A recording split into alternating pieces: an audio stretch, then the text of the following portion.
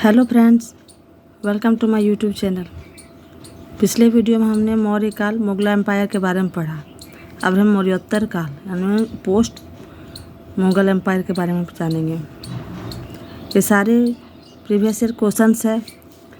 Please मेरे channel को subscribe करें, लाइक करें, सपोर्ट करें प्लीज़। तो चलो शुरू करते हैं। मौर्य वंश के बाद किस वंश ने राज्य स्थापित किया? शुंग वंश ने। शुंग वंश का संस्थापक कौन था? पुष्यमित्र शुंग 184 ईस्वी पूर्व में। पुष्यमित्र शुंग किस धर्म का उपासक एवं संरक्षक था? ब्राह्मण धर्म का। पुष्यमित्र शुंग के 2 बार अश्वमेध यज्ञ करने की पुष्टि कहाँ से मिलती है? पतंजलि के महाभाष्य से। शुंग वंश का चौथा प्रतापी राजा कौन था? वसुमित्र। शुंग वंश की राजधानी कहाँ थी? विदिशा। वसुमित्र तथा यवन सेनापति मीनांडर के बीच किस नदी के तट पर युद्ध हुआ था? सिंधु नदी पर। पुष्यमित्र शुंग किसका सेनापति था? मौर्यों का। पुष्यमित्र शुंग को किसने पराजित किया था? कलिंग नरेश खारवेल ने। प्राचीन भारत का महान व्याकरण लेखक पतंजलि किसके समकालीन थे? पुष्यमित्र शुंग के। पतंजलि के किस पर महाभाष्य लिखा? पाणिनि की अष्टाध्यायी पर। भरहुत एवं सांची के स्तूपों का पुनर्निर्माण किस काल में हुआ था? शुंग काल में। सातवाहन राजकुमार को क्या कहा जाता था? कुमार। ब्राह्मणों को सर्वप्रथम भूमि दान एवं जागीर देने की प्रथा का आरंभ किसने किया? सातवाहनों ने। सातवाहनों की राज्य की भाषा क्या थी? प्राकृत। कार्यालय की चैत्य का निर्माण किसने करवाया? सातवाहनों ने। शुंग वंश का अंतिम शासक कौन था? देवभूत। देवभूत की हत्या किसने की थी? कण्व वंशी वासुदेव ने 73 ईस्वी पूर्व 73 ईस्वी पूर्व में। कण्व वंश का संस्थापक कौन था? सुशर्मा 60 ईस्वी पूर्व। सातवाहन वंश की स्थापना किसने की थी? सिमुक ने 60 ईस्वी पूर्व में। गाथा सप्तशती की रचना किसने की? सातवाहन नरेश हल ने। सातवाहन वंश का महानतम शासक कौन था? गौतमीपुत्र सातकर्णी। गौतमीपुत्र ने कौन सी उपाधि धारण की थी? वैनाकटक स्वामी का। नागार्जुन किसके समकालीन थे? गौतमीपुत्र सातकर्णी के। रुद्रदामन कौन थे? शक राजा। शक महासत्रप रुद्रदामन की पुत्री का विवाह किसके साथ हुआ था? वशिष्ठ पुत्र पुलुमावी से। पुलुमावी ने कौन सी उपाधि धारण की थी? दक्षिणापथेश्वर की। मीनांडर कौन थे? यवन राजा। भारत के भीतर भाग में प्रवेश करने वाला पहला यूनानी शासक कौन था? डेमोट्रियस। डेमोट्रियस ने अपने पिता की स्मृति में कौन सा नगर बसाया? यूथिडेमिया नामक नगर। भारत में सबसे पहले सोने के सिक्के किसने जारी किए? यूनानियों ने।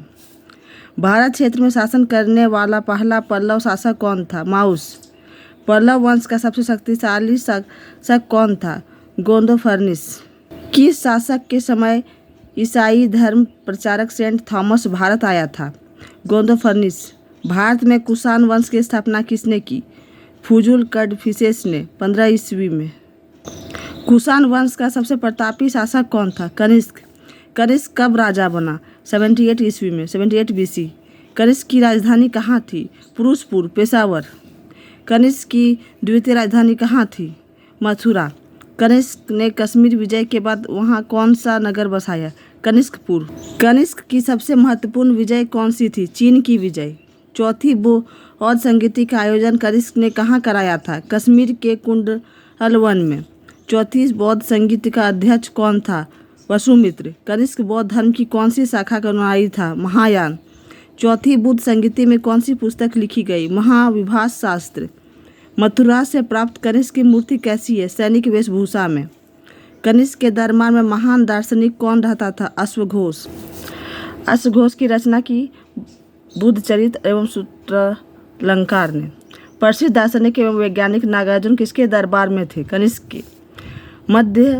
माध्यमिक सूत्र ग्रंथ की रचना किसने की थी? नागार्जुन ने। महाविभाष सूत्र ग्रंथ की रचना किसने की थी? वसुमित्र ने। कनिष्क का दरबारी चिकित्सक कौन था? चरक। बौद्ध धर्म का विश्वकोश किसे कहा जाता है? विश्व महाविभाष सूत्र को। कनिष्क का पुरोहित कौन था? संरक्षक। कनिष्क को बौद्ध धर्म में किसने दीक्षित किया? अश्वघोष ने। भारत का आइंस्टीन किसे कहा जाता है? नागार्जुन को। कुषाण वंश का अंतिम शासक कौन था? वासुदेव। कुषाण शासकों को क्या कहा जाता था? देवपुत्र। कुषाणों में मृत शासकों की मूर्तियां कहाँ रखी जाती थी? मंदिरों में। वह महानतम कुषाण नेता कौन था जो बौद्ध बन गया? भीम कड़फिसस। कुषाण काल के दौरान मूर्ति कला की गांधार शैली किसका मिश्रण है? भारत ग्रीक यूनानी शैली का। सातवाहनों के समय में मुद्रा सर्वाधिक किस धातु के बने थे? सीसा के। किस वंश के शासकों ने ब्राह्मणों एवं बौद्ध भिक्षुओं के करमुक्त भूमि देने की प्रथा आरंभ की? सातवाहनों ने। भारतीय रंगमंच में यवनिका पर्दा का शुभारंभ किसने किया? यूनानियों ने। भारतीय के महान रेशम मार्ग किसने आरंभ किया? कनिष्क ने। शक संवत का प्रारंभ किस सम्राट के शासनकाल में 78 ईस्वी से हुआ था? कनिष्क के।